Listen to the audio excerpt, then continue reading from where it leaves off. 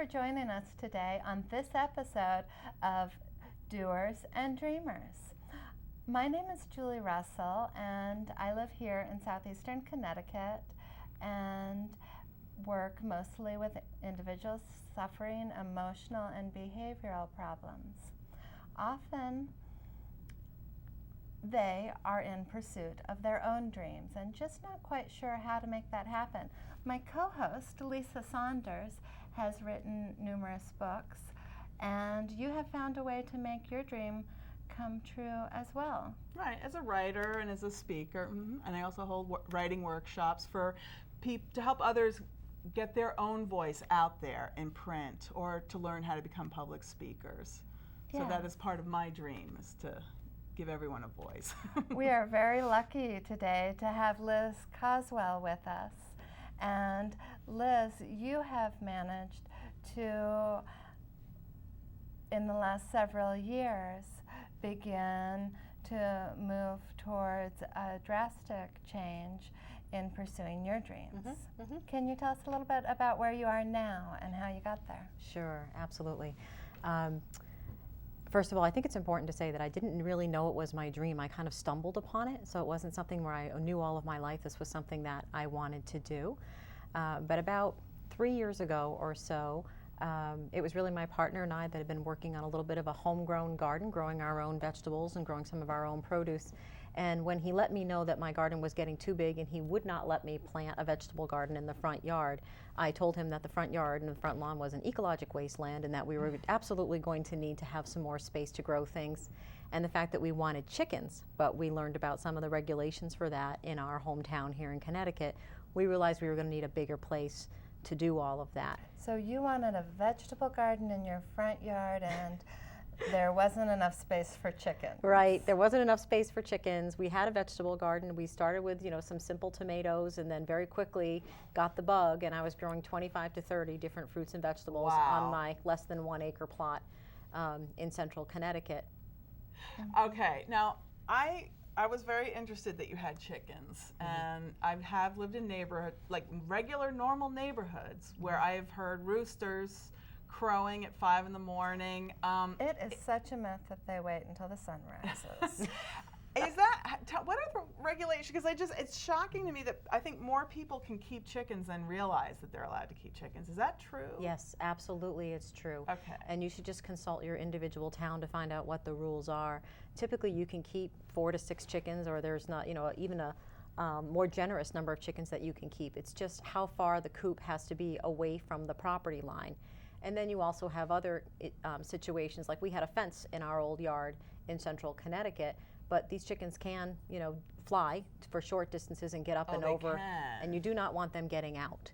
So one of our solutions was, we didn't have chickens where we were, but when we moved out to our hobby farm in another part of the state on 11.5 acres, they are allowed to be free range, which is something also that, I believe strongly in, rather than keeping them caged up. Right. So they don't go to other neighbors' houses and start eating from their gardens? Or? Well, they would if they didn't have so many appealing options right at home. Okay. And you have them cordoned off in about how much space? We've got 11.5 acres, so they're free to roam the property. So we have 14 laying hens and 1 very happy rooster. What a life for him. And then we have 22 different hens chickens that we're raising for meat for the fall that'll go in the freezer. Right. And then we've just completed the circle, if you will, by having our laying hens eggs incubated, and we just incubated another 24 chicks that will ultimately grow and either be given away to friends who might be looking to start their own chicken gardens, or they'll perhaps become laying hens or ultimately meat hens if that doesn't work out. Right. No. Sorry, but I'm dying to know, do you kill your own chickens? Yes. Oh my gosh, so you're out there like the lady with the axe and you have a little wooden block or something? Well, we actually do have it's not an attractive term, but it's called a killing cone, and you can buy it at any Tractor Supply store. And you don't have to be any great shakes of a farmer or a specialist in order to be able to do this. You do have to have a bit of a stomach for it. I can tell you that it's usually my partner that will do the actual killing and the slitting of the throats, but I've been there. In fact, we just did several last week and put them into the freezer just yesterday. So yeah, we've got quite a little operation going, and it's really quite easy when you get down to it. Wow. So it doesn't bother, you don't consider them pets. You really are starting to have the mind of a farmer that these are animals, or, Right. Well, the hens that we got that we wanted for eggs, we consider them pets. We can't name them all because they're 14 and they start to look alike after a bit of time. But the rooster has a name. Okay. And the chicken, the rabbits that we have 4 breeding rabbits, and we breed them for meat. And so the breeding rabbits have names. You were a certified rabbit breeder? Yes. I thought, well, does she eat them or does she sell them to little 4-H I was thinking state kids? fair. Right, you could do that if you were interested in doing that. We're not selling anything. Anything that we give away or anything that we give to others, family, friends, whatever, it's just a service, and we do it out of a labor of love. People love working in the same space that I'm working in because I bring them eggs all the time, and so it's a nice thing to be able to do for other people. They want to pay you, but really what we're hoping, if you want to pay us, pay it forward. Plant your own garden. Think a little bit about sustainability and permaculture practices, and think a little bit. Permaculture, I read that in your bio. What does that mean? Yeah, well, not to get too highly technical, but when people tend to live off of the land, and we're using up more and more of the available resources that the earth has to offer. And I never thought of myself as really a tree hugger. I think trees, in fact, they are a renewable resource. But things like oil are not. That is a fossil fuel. And so we drive everywhere and we deposit chemicals into the grounds for our lawns. So we use up resources and we don't take very good care of the resources we have. I'm a firm believer, and my family believes also, that what we need to do in a way that is sustainable for the earth, and we need to leave parts of our property and parts of our earth untouched, so that you can create an ecosystem around which all the things in nature can do what they were intended to do. The bees can pollinate. The bad insects that can eat the bad insects can be eaten by the good insects that help the plants grow and help keep the soil strong, etc. Now, okay, this is off topic, and if you're not prepared to answer, don't bother, but I keep reading about bees are declining. Yes, they are. Do you know anything about that? Well, or is it true? Or? Yeah, absolutely. Okay. Time magazine just in the last couple weeks did a cover story on it, and there is an excellent documentary called The Vanishing of the Bees, which I recommend everyone watch. And I'm also reading a book now called Fruitless Fall, which is about the same issue. And what we're finding is that the bees are vanishing, and there are so many plants in our world that we take for granted, but they're pollinated. They need to be pollinated in order to grow. I think many people don't understand the just basic function that the bee brings pollen from one kind of flower to the other, and that somehow makes tomatoes. Right. And short of that, you end up cross-pollinating, where you're smushing the little flowers together or something. Right. Yeah. I'm pulling that from my early childhood, when we had a greenhouse in Alaska and had tomatoes. You've used a couple terms, hobby farming, and you just explained permaculture as ensuring that the environment is available for especially the renewable resources and minimizing the non-renewable ones. How would you define your hobby farm? It's 11.5 acres. So we live on 11.5 acres, and really the distinction with a hobby farm, I didn't even know what the term was called. I just know I wanted more room, I wanted to grow everything organically, and I wanted to find out more about sustainability and being able to live more off the land and to live more naturally. So what I learned was the term called hobby farming, which is basically people who do farming but aren't doing it to live. They aren't doing it to make a living. Right, you're not earning your income from it, but you're trying to feed yourselves. Yes. At least, you're still expecting to have to pay your mortgage and to go out and get another job. Absolutely. To be able to pay your big bill. Yes, absolutely. So it really is that they think this is a hobby. So, Liz, how many hours a week? Like a lot more work. Tell me, how many hours a week is your hobby? Well, I would say that my partner, in all due fairness, he puts in the most of the time. And he is basically sun up to sundown practically every day of his life working on something around the farm. Now, I wouldn't say that that's a requirement. I would say that that is his desire and that's where his passion is. And so he's naturally drawn to build out things on the farm that we didn't have before. The residence was used before we moved there as a residence. So there were no stalls in the barn. There were no rabbit hutches. There wasn't a sustainable chicken coop. So he built all of that. Did he have like a barn raising or anything? And no, there was Amish involved? That's a very expensive proposition, actually. Those Amish are very, very skilled and qualified carpenters. But no, we did it. He did it on his own. I was mostly the beer girl, and What's saw the how beer girl I'm do? the girl that runs in and out of the house to make sure that he has something to drink and that he's Okay. being fed, etc.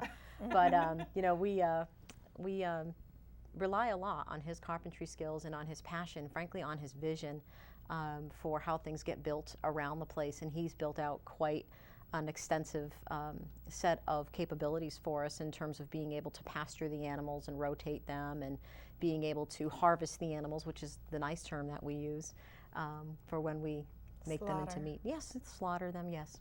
Yep, I would say that is it. But so you must feel better eating them because you know they had a nice life instead of being shoved in a little cage, right? Absolutely. That is the issue. Now, I have a friend right now, and she said, I don't think I could ever eat a chicken now that I couldn't eat a chicken now because I've seen it at your house.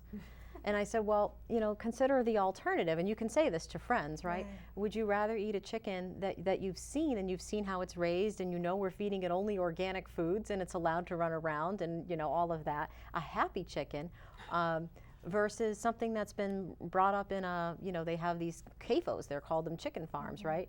And where their beaks are clipped and they live in thousands and thousands on top, and they fatten them up as quickly as possible so that they can slaughter them. And there are all kinds of bacteria and other things that are thriving in their bodies, and frankly feces that makes it to your dinner table straight through your grocery store.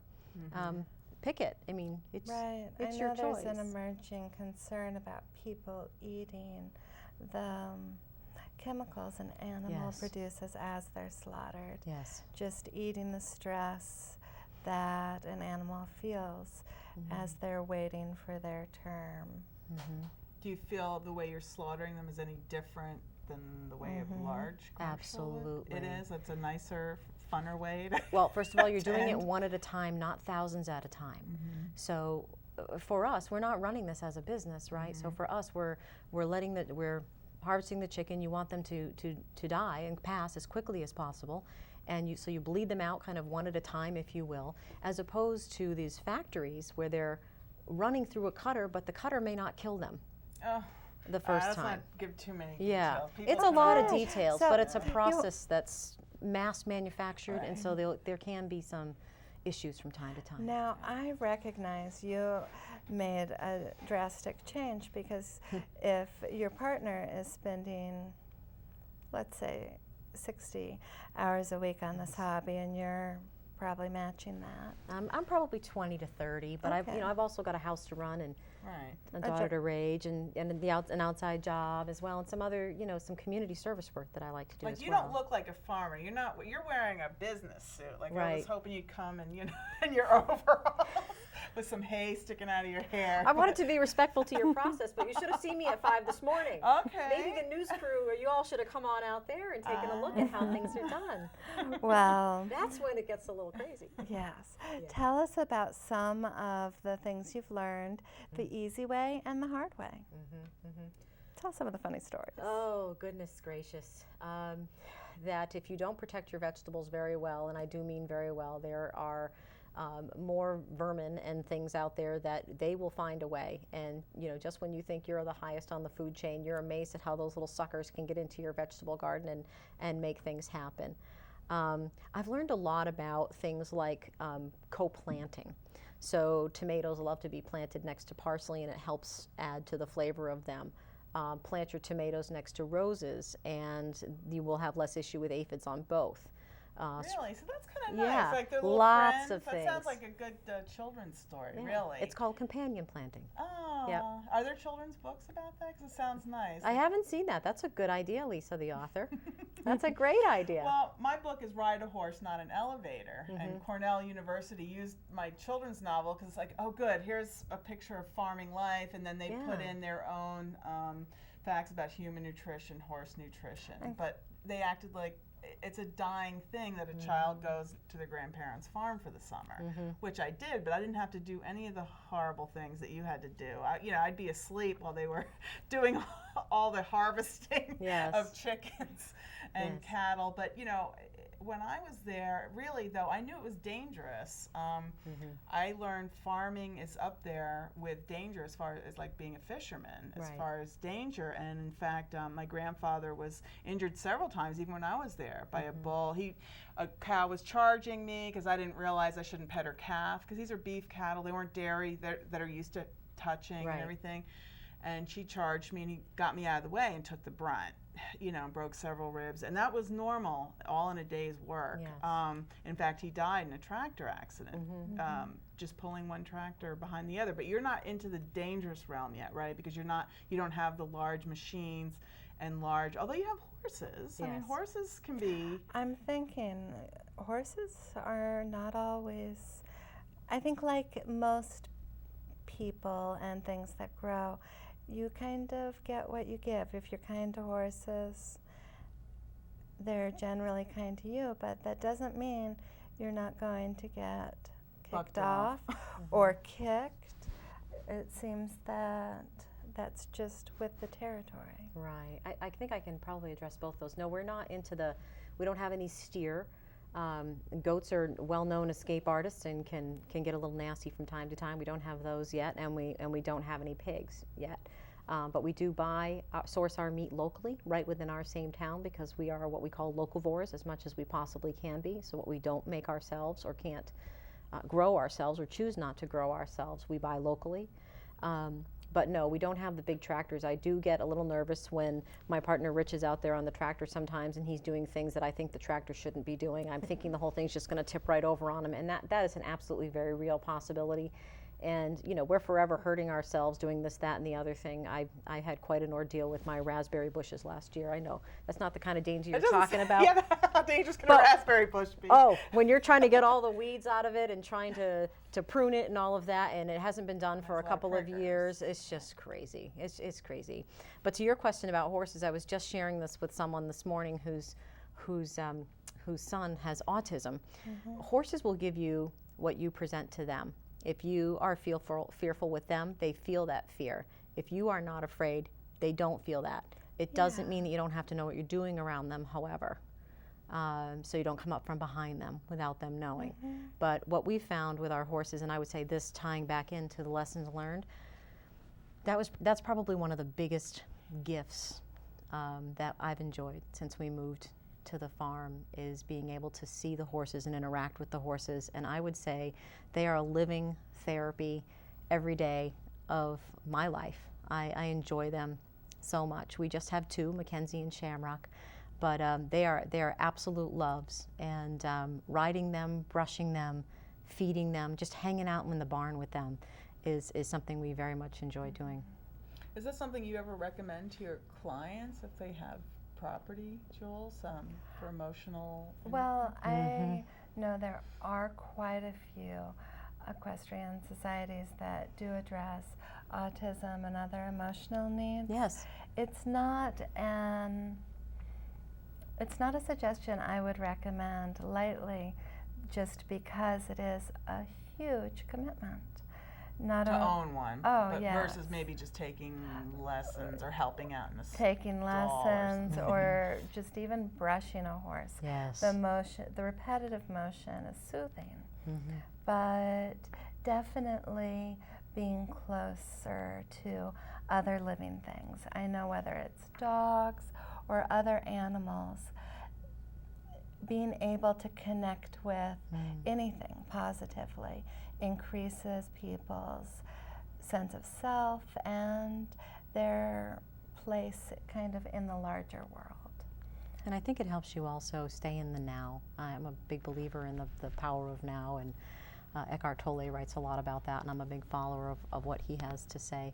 It is very important that, you know, when you're with your animals, just like when you're with your children or when you're in your garden, your mind can wander, but the animals, more so even than the garden, will require you to stay in what you're doing in order to do it well. And you'll find that other things just move to the back of your mind, and it is a break. Focused on the now and this living creature. And the joy of what it is that you're creating. I mean, it's crazy how silly I get when I see that my beets are doing well, right? I tried to grow tomatoes once, and I couldn't believe how much work it was.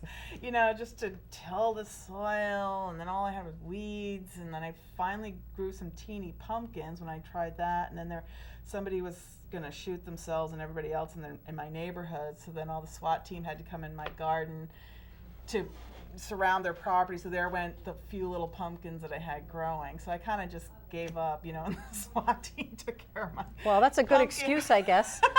Nobody can top that one. Right, so that's my excuse for not gardening. I think that is a great example. Let's stop now for a public service announcement.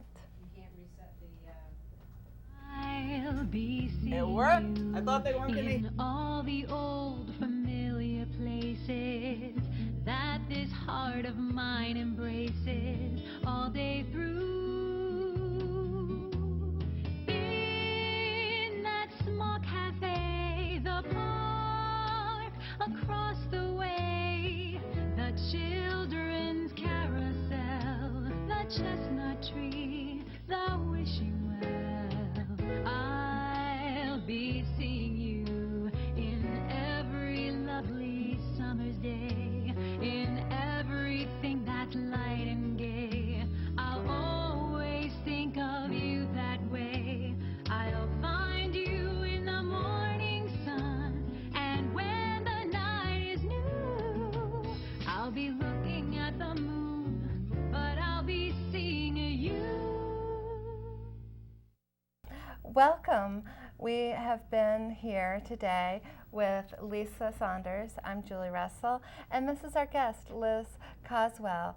Liz, you run a hobby farm, and for the last few minutes, we have been discussing how it is you take care of your hens and the rabbits, and that this was a dream you didn't even know you dreamed until you fell into it.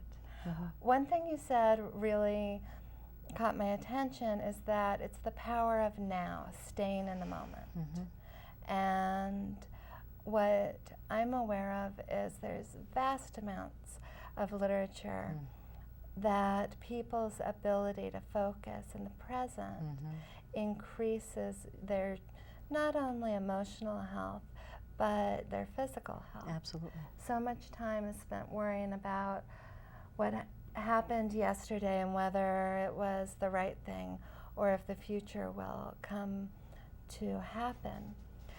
In your experience with this hobby farm, Liz, how did you not think ahead to 11 and a half acres when you started?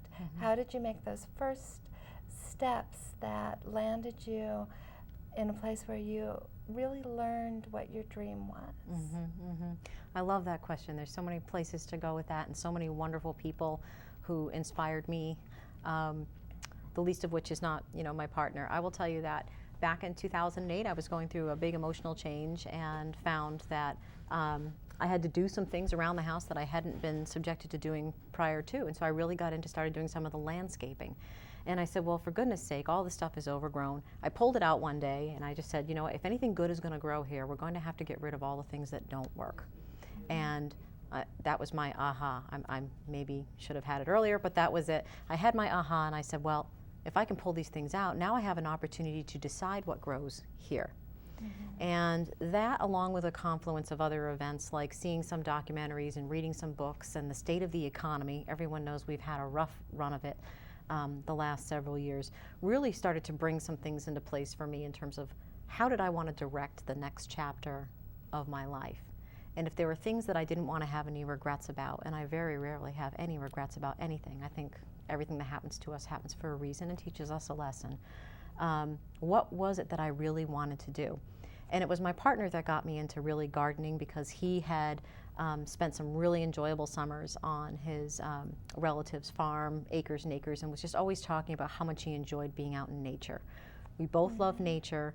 Any time in nature is good. I've forgotten the author who coined the term that our children today have a nature deficit disorder. I was seeing it with my own child, you know, on the texting, on the internet, and I really wanted to see if I could create something different. She didn't know, for example, that asparagus grows up from the ground. And I watched her joy when we lived in the city on our small 1-acre plot, when it was time to make a salad and we could go out and pick our own peppers and lettuce and tomatoes and carrots and onions, etc., and come on in and really enjoy the process of not only having grown that, but really taking it from seed to table. Right. And the pride that she felt with that, and that just really motivated me. But it was truly my partner that found the property, and he said, I found this great piece of property for us. It's 11.5 acres, but unfortunately it's already got a house on it. And I said, well, let's go look at it. So we went to look at it on my birthday, and we didn't make the decision right away. And you know, I knew what I wanted to pay for it, and ultimately the market came to that. And so I said, if it's meant to be, it'll happen, and it happened. Right. But it really, all during that time, you know, just reading and understanding what was going on with the economy, making some personal choices about what I really wanted the next chapter of my life to look like.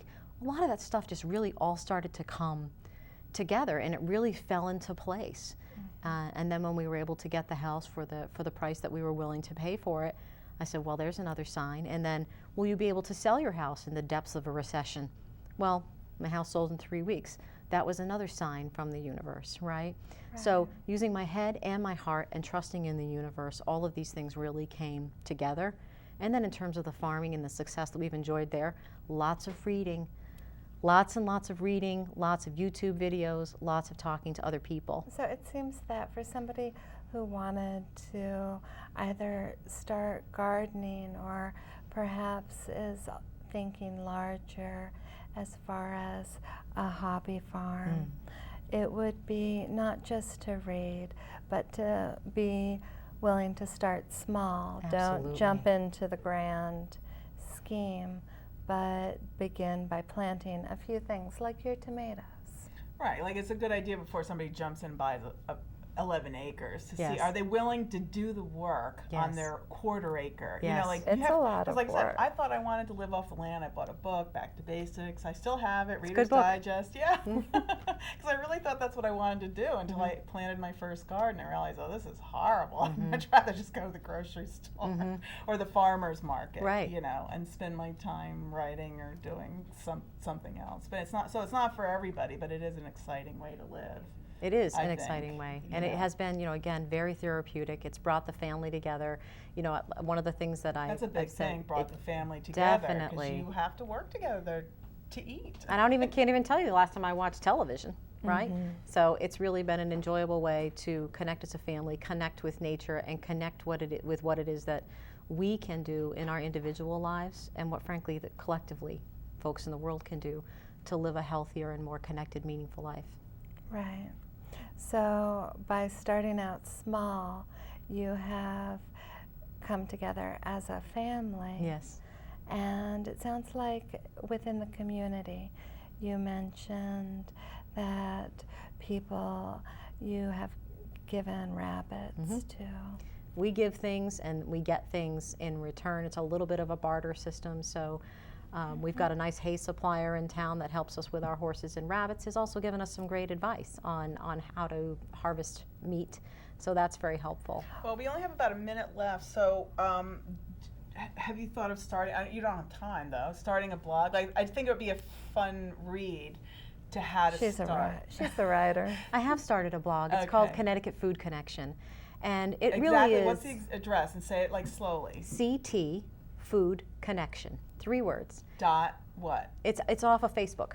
So it's Okay. on your Facebook. Yes. So tell people how to get to your Facebook page. You just have to, well, you could just go with my name, Elizabeth Okay. Caswell, and then you can go off of my Facebook page. But I believe you can just put in search on Facebook, Connecticut Food Connection, and you can go right there and take a look. And that's got some of the ups, downs, my goodness, I've grown a strawberry, pictures in the hand, so. Well, Yeah. Yeah, thank you, Liz Caswell. You're welcome. It has been a pleasure learning about your hobby farm, and I look forward to reading your experiences. Thank you. And that's CT Food Connection. Yes. Yeah. Well, we See? can't wait. You should have brought some of your food on so we could have had a taste. Oh well. Overalls next time. Overalls and some food that you've planned. Excellent. Thank Thank you. you. Thank you. Take care.